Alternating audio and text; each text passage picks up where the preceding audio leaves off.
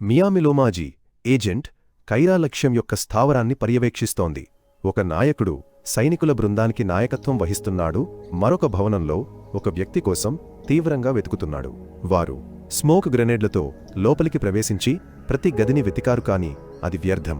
ఆ వ్యక్తి కిటికీకి వచ్చి ఇంటెలిజెన్స్ ఎందుకు తప్పు అని ఆశ్చర్యపోయాడు. అప్పుడే కైరా స్నిపర్ రైఫిల్ను తీసి అతని దూరం నుండి తల వద్ద కాల్చింది. పాయింట్.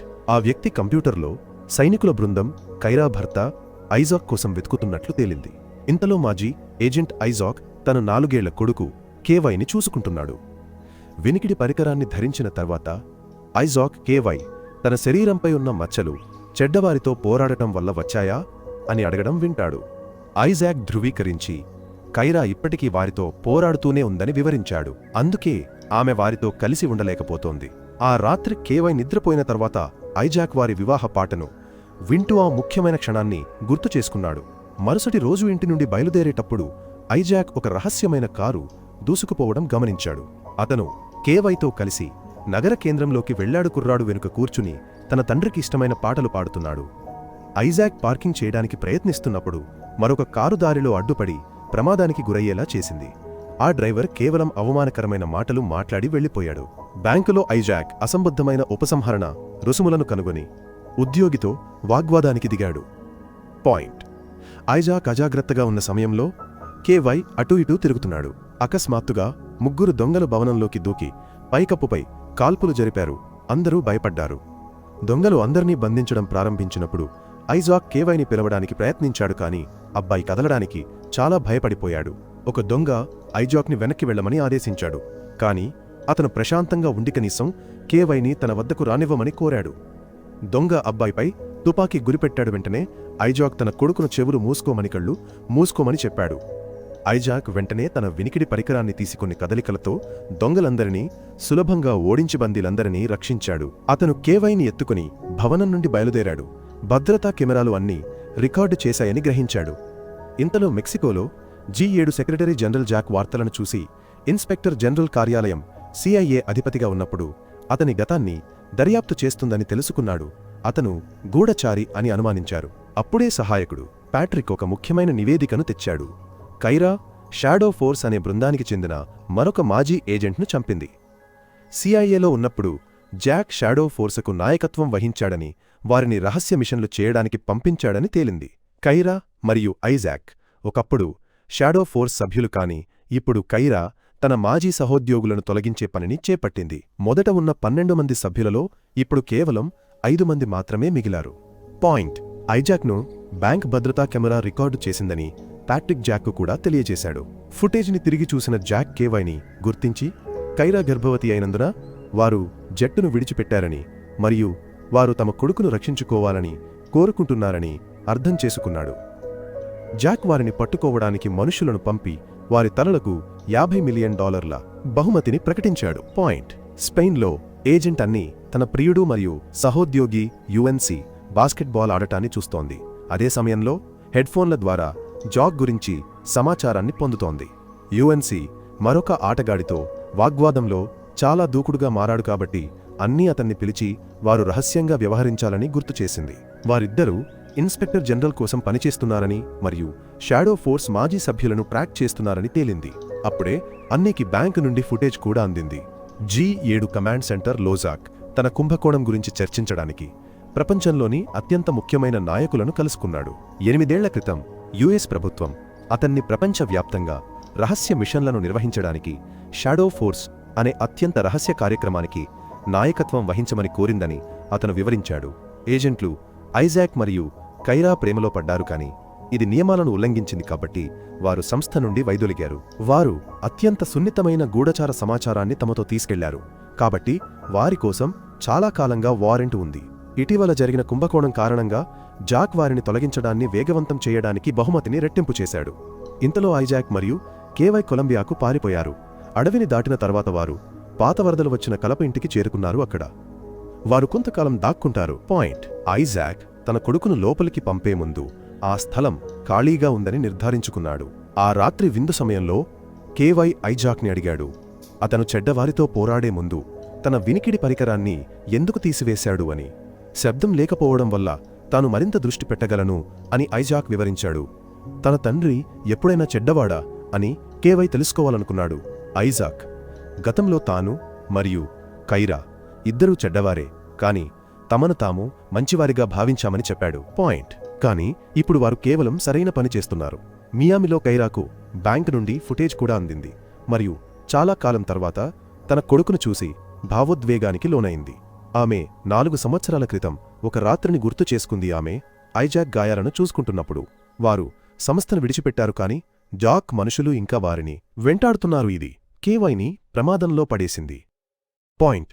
ఐజాక్ తన భార్య మరియు పిల్లలను రక్షించుకోవడానికి జట్టులోకి తిరిగి వెళ్లాలని కోరుకున్నాడు, కాని కైరా అది చెడ్డ ఆలోచన అని భావించింది. జాక్ మరియు ఆమె ఒకప్పుడు కట్టుబడిలేని పడకగది స్నేహితులు అని ఆమె వెల్లడించింది. అయితే అతను ఆమెతో ప్రేమలో పడ్డాడు మరియు మరింత కోరాడు. ఆమె నిరాకరించినందున అతను ఆమెను డిమోట్ చేసి ఆమెను మరింత ప్రమాదకరమైన మిషన్లకు పంపాడు. పాయింట్. ఇది వ్యక్తిగత విషయం కాబట్టి ఐజాక్ తిరిగి రావడం కూడా జాక్ను శాంతపరచదని ఆమె అనుమానించింది. ఆ రాత్రికైరా మొత్తం జట్టును మరియు జాక్ను కూడా తొలగించాలని నిర్ణయించుకుంది. అయితే ఐజాక్ తన కొడుకుతో కలిసి దాక్కున్నాడు. శత్రువులందరూ నిర్మూలించబడిన తర్వాత ఆమె తన కుటుంబంతో తిరిగి కలుస్తుంది మరియు వారు శాంతిగా జీవించగలరు. ప్రస్తుతానికి తిరిగి వస్తే కైరా బ్యాంకులో జరిగిన సంఘటన గురించి అన్నీకి గుప్తంగా ఒక సందేశాన్ని పంపింది మరియు అన్నీ ఆమెకు సహాయం చేయడానికి అంగీకరించింది. పాయింట్. అన్నీ అన్స్కు తెలియజేసింది వారు ఈ మిషన్ను వదిలివేసి ఐజాక్ కోసం వెతకడానికి మారుతారు, ఎందుకంటే చివరికి వారు జాక్కు వ్యతిరేకంగా ఆధారాలను సేకరించడానికి మాత్రమే మాజీ ఏజెంట్లను ట్రాక్ చేస్తున్నారు మరియు ఐజాక్ కూడా దానిని అందించగలడు. అర్ధరాత్రి ఐజాక్ ఒక శబ్దం విని మేల్కొన్నాడు. అతను తుపాకీతో ఇంటిని వెతికాడు మరియు నేలపై తడి పాదముద్రలను కనుగొన్నాడు. పాయింట్. అకస్మాత్తుగా ఎవరో అతనిపైకి దూకి అతని ఆయుధాన్ని లాక్కున్నారు. ఒక పోరాటం ప్రారంభమైంది. లోపలికి చొరబడిన వ్యక్తి కైరా ఆమె ఐజాక్ను అతని మారువేషం బయటపెట్టి కేవైని ప్రమాదంలో పడేసినందుకు తిట్టింది. వారు పోరాడుతూనే ఉన్నారు. కేవై అన్నీ చూశారని వారు కనుగొనే వరకు వారు అందుబాటులో ఉన్న ప్రతి వస్తువుతో ఒకరినొకరు దాడి చేసుకున్నారు. వస్తువులు విరిగిపోయాయి.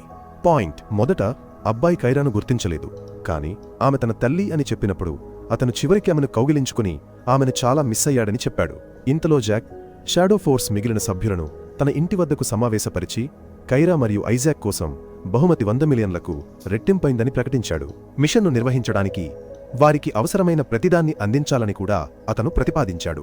ఏవరీ అనే గూఢచారికి ధన్యవాదాలు. పారిపోయిన జంటను కనుగొనడానికి ఏజెంట్లకు తగినంత గూఢచార సమాచారం ఉంది. ఉదయం తన కొడుకు నిద్రలో నడవడం చూసి కైరా ఆశ్చర్యపోయింది. తనను వెతకడానికి చాలా దగ్గరగా వచ్చిన ఏజెంట్లందర్నీ చంపానని ఆమె ఐజాక్తో చెప్పింది. కాని ఇప్పుడు జాక్ అధికారికంగా మొత్తం బృందాన్ని తిరిగి సమావేశపరిచాడు మరియు వారు త్వరలో ఆ జంటను వేటాడుతారు. పాయింట్. తిరిగి పోరాడటానికి సమయం వచ్చిందని ఐజాక్ నిర్ణయించుకున్నాడు. అన్నీ మరియు యుఎన్సి సహాయం చేయగలరని కైరా చెప్పింది, కాని ఐజాక్ అంగీకరించలేదు. వారందరూ ప్రభుత్వానికి పనిచేస్తున్నందున వారి చేతులు కట్టబడి ఉంటాయని సూచించాడు. మరొక వాగ్వాదం ప్రారంభమైంది మరియు ఐజాక్ కోపంతో వెళ్లిపోయాడు. కొద్దిసేపటి తర్వాత జంట తుపాకీ షూటింగ్ ప్రాక్టీస్ చేయడానికి బేస్మెంట్కు దిగారు. కైరా గురి మధ్యలో కాల్చింది, కాని ఐజాక్ కొన్ని అంగుళాలు తప్పుకున్నాడు. అతను తన భార్యకు గుర్తు చేశాడు తాను ఆమెలాగా చురుకుగా లేనందున తన నైపుణ్యం తగ్గింది.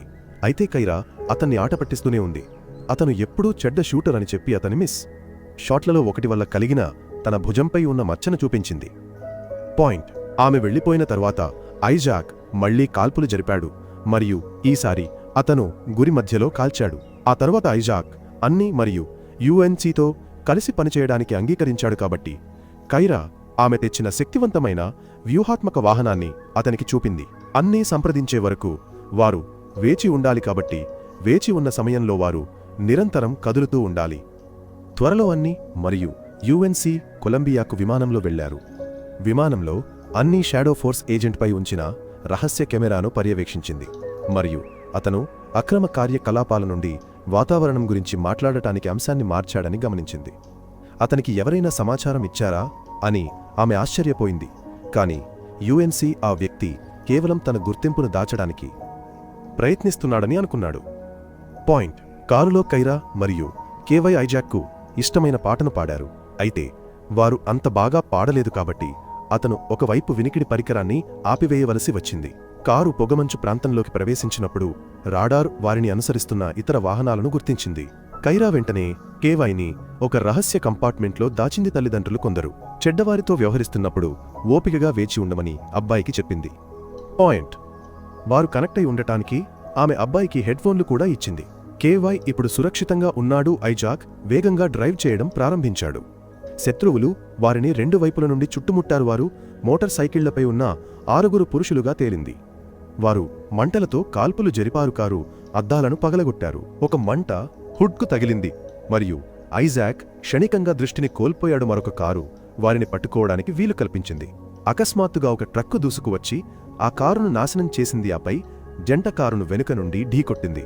మోటార్ సైకిళ్లు దగ్గరకు వచ్చినప్పుడు ట్రక్కు నిజమైన బుల్లెట్లతో కాల్పులు జరపడం ప్రారంభించింది. కాబట్టి కైరా సన్రూఫ్ను తెరిచి తిరిగి కాల్పులు జరపడం ప్రారంభించింది. పాయింట్. ట్రక్కు వారి కారును మరోసారి ఢీ కొట్టిన తర్వాత ఐజాక్ మరింత వేగవంతం చేయవలసి వచ్చింది. కైరా బుల్లెట్లు ట్రక్కు కవచాన్ని భేద ఈ సున్నా చలేకపోయాయి. కాబట్టి ఆమె బదులుగా ఒక గ్రెనేడ్ను కాల్చింది మరియు ట్రక్కు ముందు భాగం మండిపోయింది.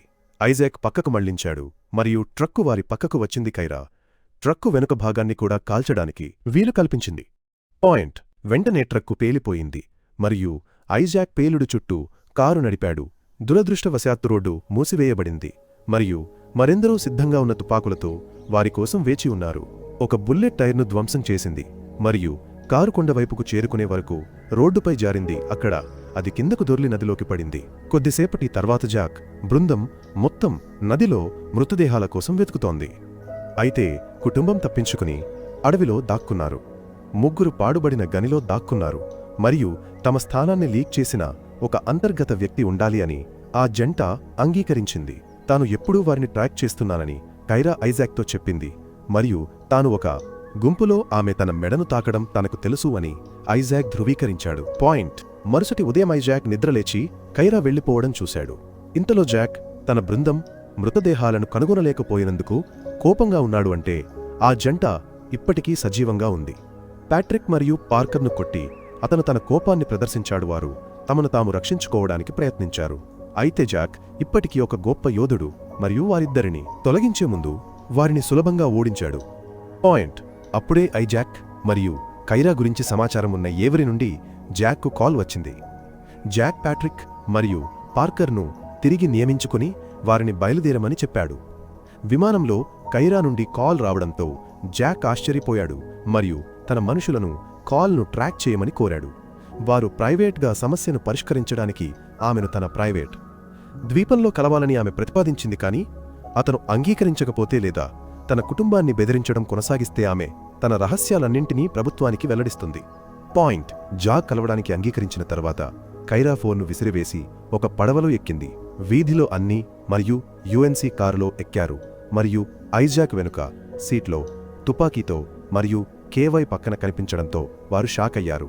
ఆ జంట తన స్థానాన్ని వెల్లడించారని ఐజాక్ అనుకున్నాడు. కానీ వారు తమకు మద్దతు ఇస్తామని ప్రమాణం చేశారు. పరిస్థితి చాలా ఉద్రిక్తంగా ఉంది. అయినప్పటికీ కేవై సంగీతం వినాలని కోరినప్పుడు వారు నవ్వును ఆపుకోలేకపోయారు. ఆమె ఐజాక్కు చెప్పే ముందు అన్నీ అబ్బాయి కోసం ఒక పాటను ప్లే చేసింది. ఆమె చాలా సంవత్సరాల క్రితం తన వేటను ప్రారంభించినప్పటి నుండి వారు కైరాకు సహాయం చేస్తున్నారని, ఆమె ఎక్కడ ఉందో వారికి తెలియదు. కానీ తన కుటుంబాన్ని రక్షించడానికి కైరా జాక్ను ఒంటరిగా ఎదుర్కోవాలనుకుందని ఐజాక్ ముగించాడు. పాయింట్. యుఎన్సీ మరియు అన్నీ ఐజాక్ మరియు కేవైని వారి సేఫ్ హౌస్కు తీసుకెళ్లడానికి అంగీకరించారు.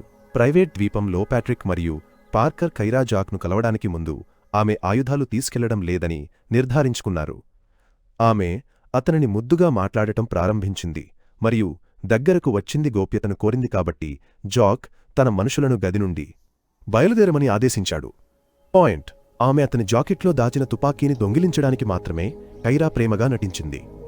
జాక్ను వెనుకకు నెట్టి అతను పడిపోయే వరకు ఆమె కాల్పులు జరిపింది. ప్యాట్రిక్ మరియు పార్కర్ కాల్పులు విని తిరిగి వచ్చారు. కాని ఆమె వెంటనే వారిని మోకరిల్లి ఆయుధాలను వదులుకోమని బలవంతం చేసింది.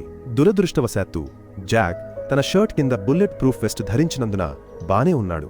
అతను కోలుకున్నప్పుడు అతని మనుషులు కైరాను చుట్టుముట్టారు మరియు ఆమె ఆయుధాన్ని లాక్కున్నారు. ఆమె బీచ్ వైపు పరిగెత్తడానికి ప్రయత్నించింది. కాని షాడో ఫోర్స్ ఏజెంట్లు వెంటనే ఆమెను కొట్టి పట్టుకున్నారు. జాక్ ఆమెను ఒక చెంపదెబ్బ కొట్టడానికి వీలు కల్పించాడు. పాయింట్. సేఫ్ హౌస్లో ఐజాక్ తలుపు తట్టడం విని తెరవడానికి కదిలాడు. అకస్మాత్తుగా తలుపు పేలిపోయింది. మాజీ షాడో ఫోర్స్ ఏజెంట్లు లోపలికి దూకి ఐజాక్ను కొట్టి మెట్లపైకి విసిరేశారు. అతను లేవడానికి ప్రయత్నించినప్పుడు అతను ఛాతీపై తన్నబడి కింద అంతస్తులోకి విసిరబడ్డాడు. ద్వీపంలో కైరా పక్కన కట్టబడిన ఐజాక్ను కూడా పడవేశారు. ఆమె కూడా కట్టబడి ఉంది. పాట్రిక్ మరియు పార్కర్ కేవైని పట్టుకున్నారు. అతను వేరే గదికి తీసుకెళ్లబడ్డాడు. వెంటనే ఏజెంట్లు కట్టబడిన అన్నీని కూడా తీసుకువచ్చారు మరియు యుఎన్సి అసలు పేరు ఏవరీ అని వెల్లడించారు. అంటే అతను ఈ మొత్తం సమయంలో అంతర్గత వ్యక్తి. ఆ జంట ద్రోహం గురించి జాక్ అప్రతిహతంగా మాట్లాడాడు మరియు కేవై ముందు వారిని చంపాలనుకుంటున్నాడని చెప్పాడు. ఎందుకంటే ఆ పిల్లవాడు ఒక కొత్త షాడో ఫోర్సులో సభ్యుడు కావచ్చు.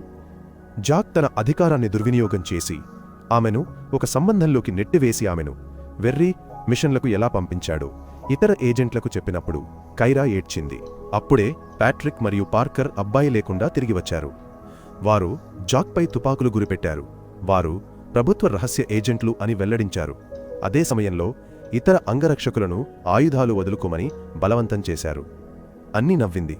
ఎందుకంటే చాలా కాలంగా జాక్ను వేటాడుతున్న మరొక బృందం ఉందని ఆమెకు తెలుసు. కాని యుఎన్సి ఇటీవల అనుమానాస్పదంగా ప్రవర్తించినందున ఆమె అతనికి చెప్పలేదు.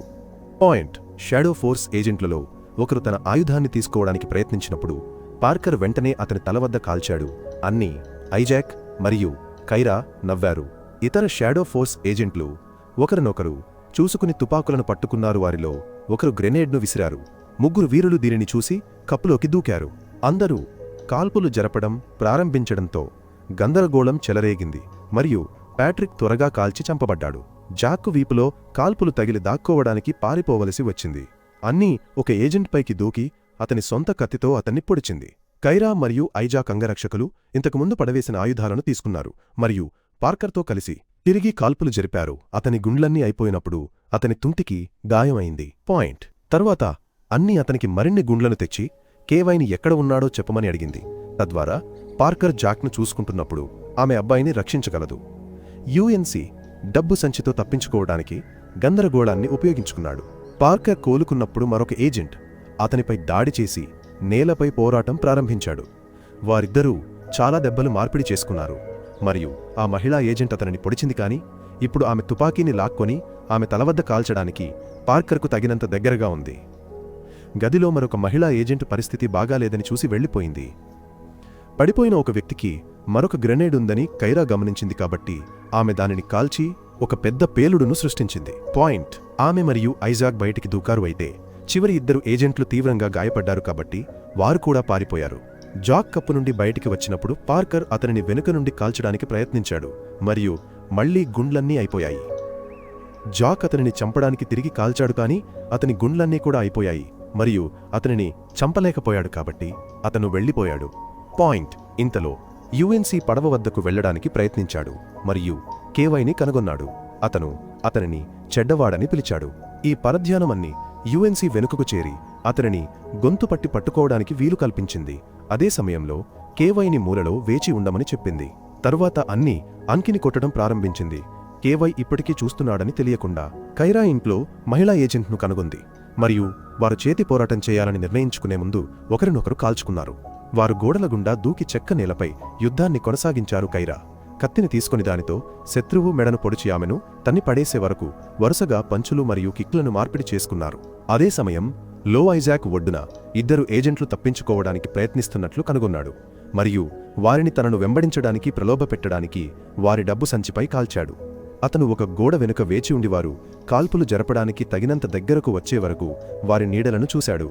ఒక బుల్లెట్ గ్యాస్ క్యాన్కు తగిలింది మరియు పేలుడు ఒక ఏజెంట్ను మంటల్లోకి నెట్టి అతనిని సముద్రంలోకి విసిరివేసింది. పాయింట్. మిగిలిన ఏజెంటు వెంటనే పారిపోయాడు. తర్వాత ఐజాక్ ప్రధాన గదికి తిరిగి వచ్చి కైరా మరియు కేవైని కనుగొన్నాడు. కైరా వెళ్లిపోవాలనుకుంది. కాని వారు మళ్లీ వేటాడబడతారని ఐజాక్ చెప్పాడు. కాబట్టి జాక్ను చంపి ఈ విషయాన్ని ఒకసారి మరియు ఎప్పటికీ ముగించాలి. ఆ జంట కేవైని అన్ని సంరక్షణలో వదిలివేసి తన చివరి ఏజెంట్తో కలిసి తన సొంత పడవలో తప్పించుకుంటున్న జాక్ను వెంబడించడానికి పడవపైకి పరుగెత్తారు.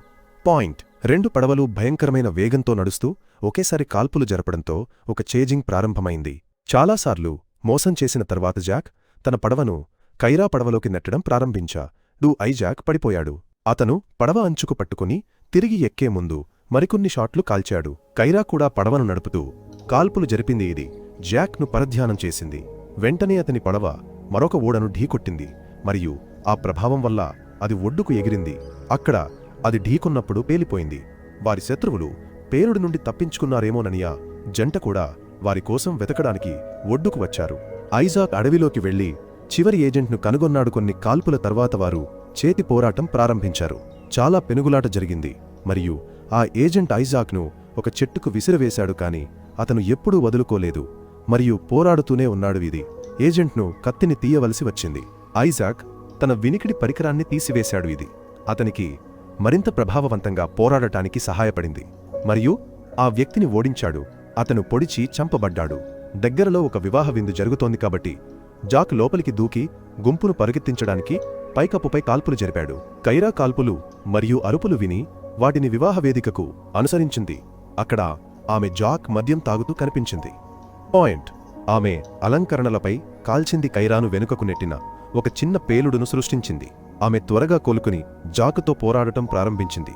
అతను చాలా నైపుణ్యం కలిగిన యోధుడు మరియు చాలా ప్రయత్నాల తర్వాత ఆమెను ఓడించాడు. అప్పుడే ఐజాక్ వచ్చాడు మరియు కైరా హెచ్చరికను వినలేదు కాబట్టి అతను తిరిగి చూసినప్పుడు జాక్ ఆమెను బందీగా పట్టుకోవడం చూశాడు. పాయింట్: కైరా వినండి అనే పదాన్ని అతనికి వినిపించే వరకు ఆమె మాట్లాడుతూనే ఉంది. ఇది అతన్ని తన తుపాకీని తీసివేయమని చేసింది.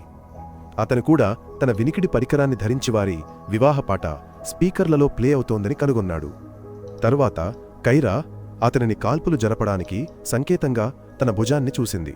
ఐజాక్ జాక్ను తన భార్య భుజం ద్వారా కాల్చాడు మరియు కైరా స్వేచ్ఛ పొందింది కాబట్టి ఆమె అతనిని కాల్చడానికి ఈ అవకాశాన్ని ఉపయోగించుకుంది. జాక్ మృతదేహం స్విమ్మింగ్ పూల్లోకి పడిపోతున్నప్పుడు ఆ జంట ముద్దతో తిరిగి కలుసుకున్నారు. 6 నెలల తరువాత కేవైకి సాధారణ పుట్టినరోజు పార్టీ జరిగింది. కైరాకు అన్నీ నుండి కాల్ వచ్చింది. ఆమె ప్రభుత్వ ఉద్యోగాన్ని విడిచిపెట్టి సమగ్రత ఆధారంగా షాడో ఫోర్స్ యొక్క మెరుగైన సంస్కరణను ప్రారంభించాలని యోచిస్తోంది. ఆమె ఆ జంటను చేరమని ఆహ్వానించింది కాని కైరా కేవలం ఒకరోజు అని చెప్పింది. తర్వాత ఐజాక్ కైరా తొడపై తలపెట్టి ఆమె గర్భవతి అని తెలిసి సంతోషించాడు. నా కథ ఇక్కడ ముగుస్తుంది. మీరు